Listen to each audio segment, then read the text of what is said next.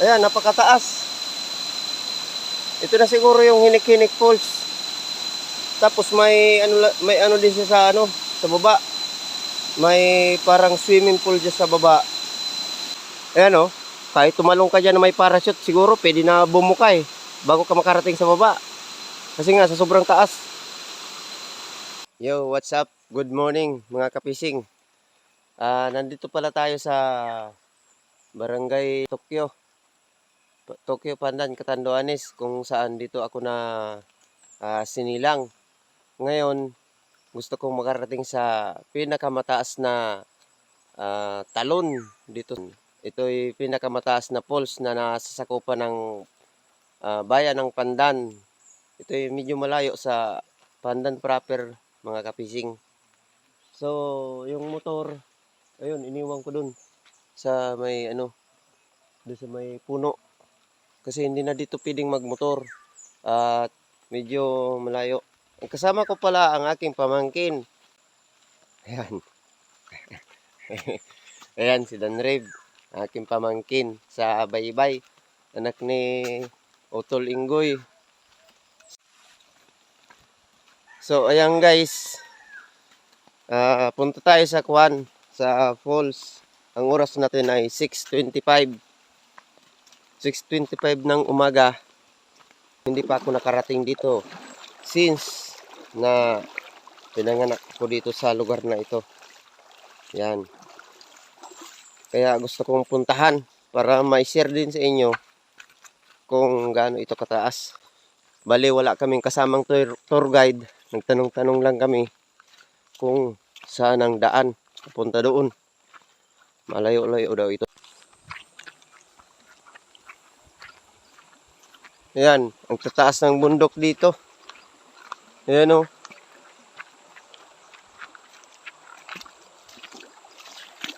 Yun o.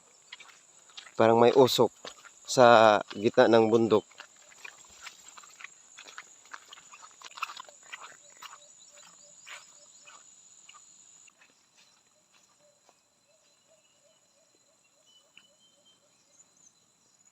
Pambansang kalabaw ng ating Pilipinas, kambing. Kalabaw nga. Ang bait ito.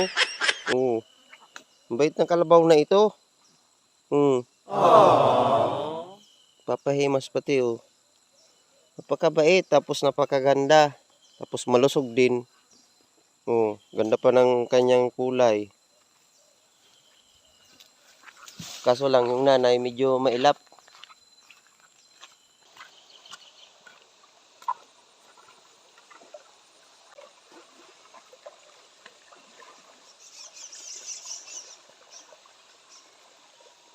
Almost 1 hour na kaming naglalakad.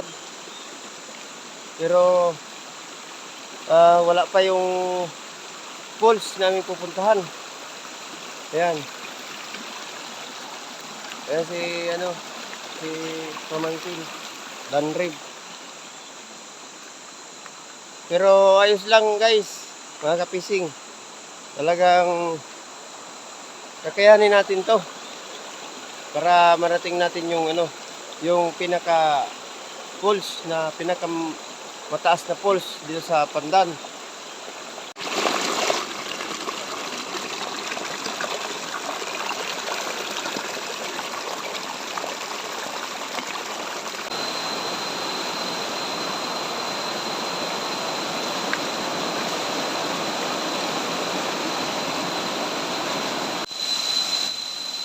Ayan guys, mga kapising, umakyat kami dyan sa pinakamatarik na daan dito, pataas. Tapos, ayan si pamangkin, si Dan Rev. Ayan, medyo mataas na ito. Pero, hindi ko alam kung ito na yung Hinik-Hinik Falls. Ako'y nandito lang sa side. Kaso lang, ingat lang tayo at napakadulas. Umulan kasi. Ayan, dahan-dahan lang tayo guys.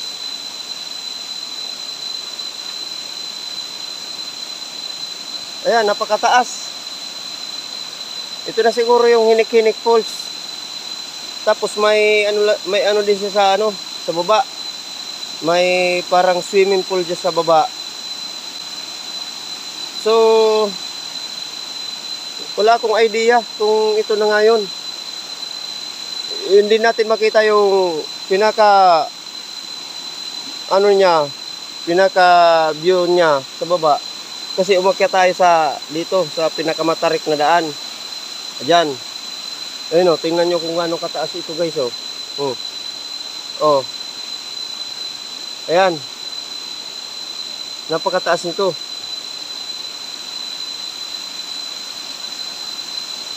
So, hindi ko alam kung ito na nga yun. So, wala talaga akong idea kung ito na nga yun. Ayan, dito siya nagmumula.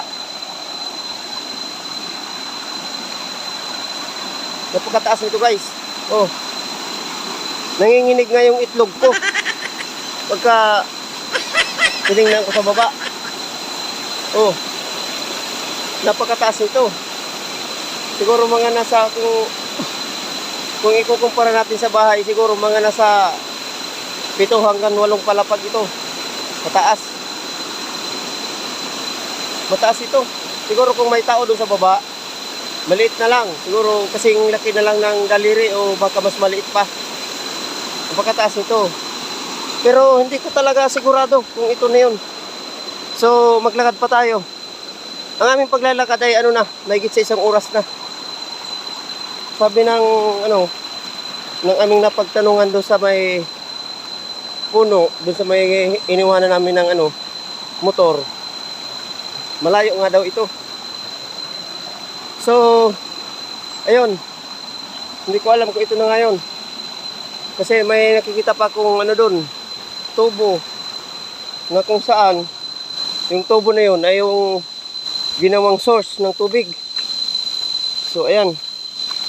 Baybayin pa natin ito. Dahil doon daw talaga mula yung source ng tubig sa falls. Dahil mataas nga daw yung lugar. So ayan, maglalakad pa ulit tayo. Pero ayon naman sa napagtanungan ko kagabi kay Manny Leo, ayan, shout out sa kanyang family. Kung mabilis-bilis daw lumakad, mahigit sa 1 oras lang. Ayon naman sa ibang napagtanungan ko, mga 1 oras at kalahati daw. Sa paglalakad guys, medyo mabilis-bilis naman tayo at magaan ang ating katawan. Gawa ng manipis lamang ang ating katawan. So ayan, medyo malikot pa ang ating camera. Dahil ang handle na dala natin na hindi naman siya stabilizer handle. So ayan, maglalakad po tayo. Pero may nadaanan na kami na falls medyo mataas din. So ayun guys, yung tubo na yun na 2, yun yung binabasihan namin. Kaya let's go. Baybayin natin ulit ito. Kung ilang oras tayo dito maglakad, puntahan natin. Total, nandito na tayo. Actually guys, gusto ko nang bumalik. Oo, kasi malayo talaga ito. Tapos mga batuhan pa. Tapos madudulas pa yung batuhan. Gawa ng basa siya. Ayan. Delikado ang cellphone natin dito. Pag nadulas tayo, baka mahulog sa tubig yung ating cellphone. Yan guys, parang nakikita ko na yung yung falls. Yan guys, sa unahan namin. Tingnan nyo. May falls. Napakataas niya. Mas mataas pa doon sa dinaanan namin. Baka ito na yun. Ang oras natin ay 7:29. So, bali, ang lakad namin ay 1 oras at kalahati. Yan. Oh. Napakataas. Grabe. Ito na nga yun. Siguro mga nasa ito. kung bibilangin natin, kung ipapalagay natin sa bahay, siguro mga nasa, kalkuluhin natin. Siguro mga nasa 14 to 15 floor ang taas. Napakataas nito guys. Oh, pira-biro. Pag kayo nakarating dito, talagang maniniwala kayo sa akin na napakataas nitong falls na to. Ayan, tapos meron din ano. At ayun guys, may ginawa pang ano, pinagpatong-patong na bato. Lapitan natin. Siguro ano, mayroon din nakakarating dito. Subalit bibihira lamang.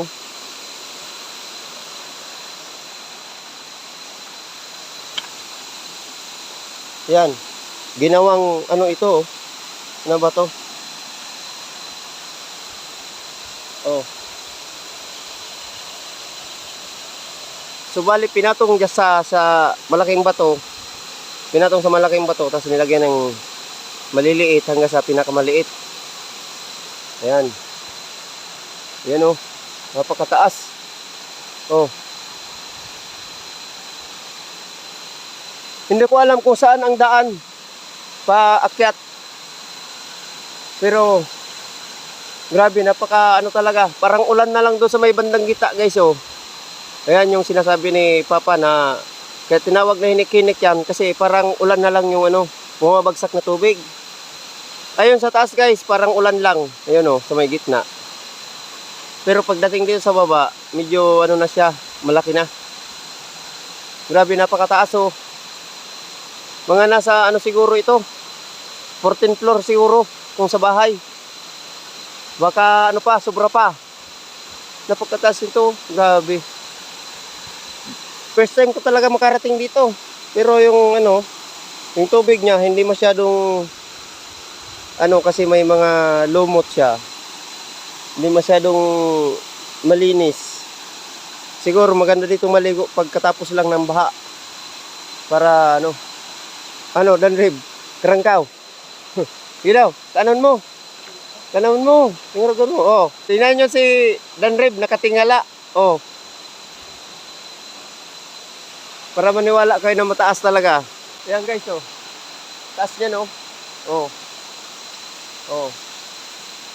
Yan. Oh, para maniwala kayo na mataas. Sana pa kalayong ano na ito. Lugar na ito, hindi ko ito pupuntahan kung mababa lang talaga itong falls na ito. Ang taas oh. Grabe. Pero hindi ko alam kung saan ang daan. Pakyat doon para makarating tayo doon sa taas. Kung sakali man na mayroon ditong daan, subukan natin. Tingnan natin guys. Ayan. Para makita ko rin doon sa pinakataas. Napakataas. This is my first time. So ayan guys. Kasi yung source daw ng tubig na ginagawa, yung papunta sa ano namin, dito daw yun ang galing. So ngayon, ayan, sumasakit niya yung ano ko, kita ko, kalalakad. Ang layo talaga. Ayan, maghanap tayo ng daan dito. Tama nga yung sinasabi ng ano, ng mga napagtanungan namin. Pero medyo masukal yung ano, yung lugar. Pero subukan pa rin natin kasi nandito na tayo. Ayan guys, maraming salamat sa inyong panunood. At kung nagustuhan nyo po ang aking video na ito, pa-like na rin at pa-subscribe. Ayun yung tubo guys oh. Sa taas. Kita ko na. Sundan natin.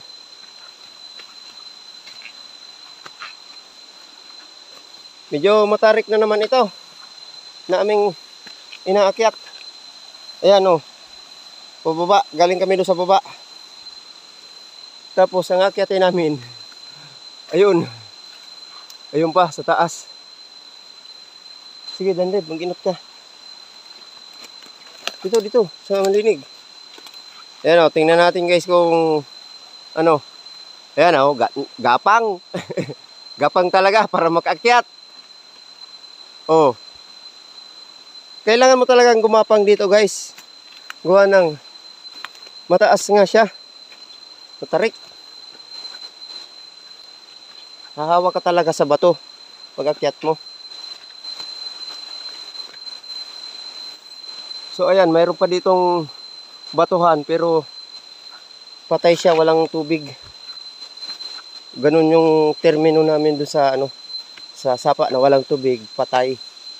Hindi siya tao, hindi siya hayop, hindi siya bagay. Pero tinatawag naming patay. Oh my God. Saan ba ang daan? So hindi na natin makikita yung pulse. Hinihingal na din ako. Napakataas pa ng akyat namin. Hindi ko talaga alam kung saan ang daan. Bali susundan lang namin ito na tubo na ito na ginawang source ng tubig.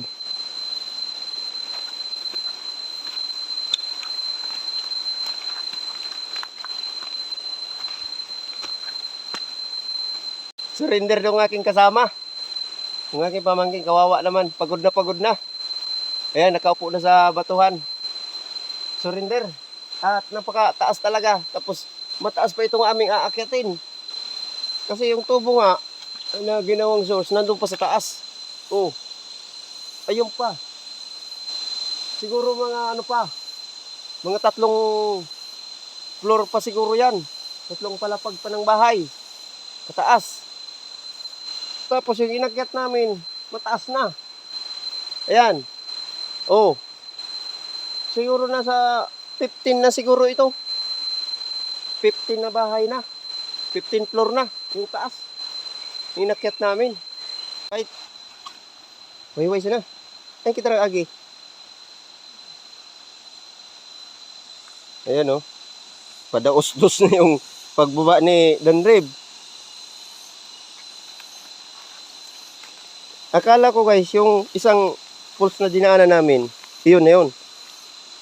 Pero talagang sinundan ko itong yung tubo na source ng tubig kasi dito daw yun kinuha sa taas nito. At ayun na nga, sumuko yung aking kasama at napakataas pa. Oh. Taas nito guys. Ipapatayo ko yung cellphone ko nang nakapantay. Oh. Ganyan ang mangyayari. Hindi natin makikita yung baba. So ayan, nakayuko yung ating cellphone para makita natin yung baba, banda. Nananakit na itong aking hita, dalawa. Sus, grabe. Ayan oh, kahit tumalong ka dyan na may parachute, siguro pwede na bumuka bago ka makarating sa baba. Kasi nga, sa sobrang taas. Yan. Ito lang yung pinakaano ko sa lugar na ito. Napakatagal ko na rito pero ngayon ko lang ito na nakita. Hinik-Hinik Falls. Ang Hinik-Hinik Falls, ang Hinik-Hinik pala guys. Sa yun, Bicol language yung Hinik-Hinik. Yung Hinik-Hinik parang ulan yun. So ayan, susum natin ha. Para makita nyo guys yung sinasabi kong hinik-hinik. Ayan guys oh. Ayan. Yung parang ulan lang. Ayan. Ayan yung pinakatuktok. Siguro kung may tao dyan, maliit na lang. Oh. Ayan yung sinasabi kong hinik-hinik. Yung tinatawag na hinik-hinik. Ulan yung guys. So ayan, kung mapapansin nyo, parang ulan lang yung yung tubig oh. Oh. Parang malakas na ulan. Ayan. Pero pagdating dito sa baba, medyo buo na siya. Ayan. Medyo buo na. May tinatamaan kasing mga batuhan doon sa bandang gitna pagbaba ng tubig. So nawawasak yung tubig. Pumipino siya. Ayan.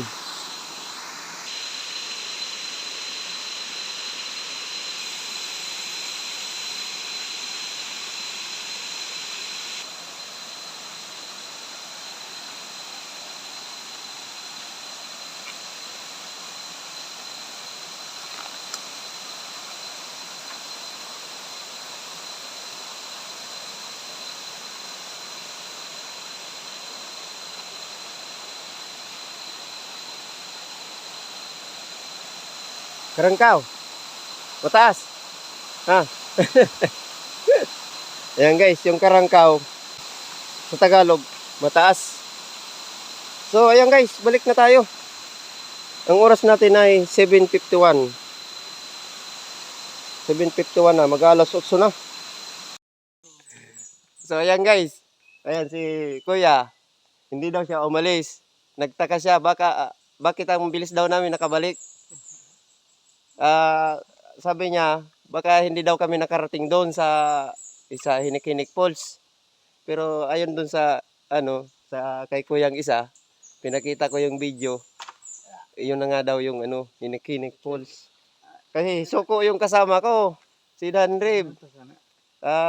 Hindi napakataas talaga. Hindi tinitingala namin yung yung falls, napakataas. So naisip ko kasi first time. Naisip ko yun na yung yung Hinikinik Falls. So ayan, confirm naman ni Kuyang isa na ando naliligo, nagpapapresko. Ayun nandoon. Pinakita ko yung video. Ayun nga daw yun. Bali dalawang falls ang ating dinaanan. At ayun na nga. Confirm naman na yun nga daw yung falls na Hinikinik Falls. Actually talaga malayo talaga siya. Kung mabakal ka maglakad, talagang susuko ka talaga. Ayun, nanakit niya yung hita ko. Kasi binilasan namin yung lakad namin at ayun nga, hindi namin kabisado pa yung daan. Nakaabot na ako dyan. Ayan guys, yung motor namin, dito lang namin iniwan. Tapos may payag-payag. Ayan si Kuya. Hindi pa daw siya umalis. Kaya nagtataka ba't ang bilis namin. Oriel. Ayan, shoutout kay Kuya Oriel. Tapos si Manoy. Ano ingaran? Ano ingaran mo, Manoy? Jimwell. Jin. Jinwell. Ayan, Jinwell. Ayan. Shoutout kay Kuya Jinwell. At shoutout din sa lahat ng mga taga Barangay Tokyo kung saan ako nagmula. Ayan. May may isa pang falls dyan. Dyan yung Parway Falls. Pero nakarating na tayo dyan. Siguro, na-vlog ko na yan dati. Pero hindi ko sure kung na-upload ko. Ayan. So, ayan guys, uwi na tayo. Maraming salamat po sa inyong panonood at thank you so much. Ingat and God bless.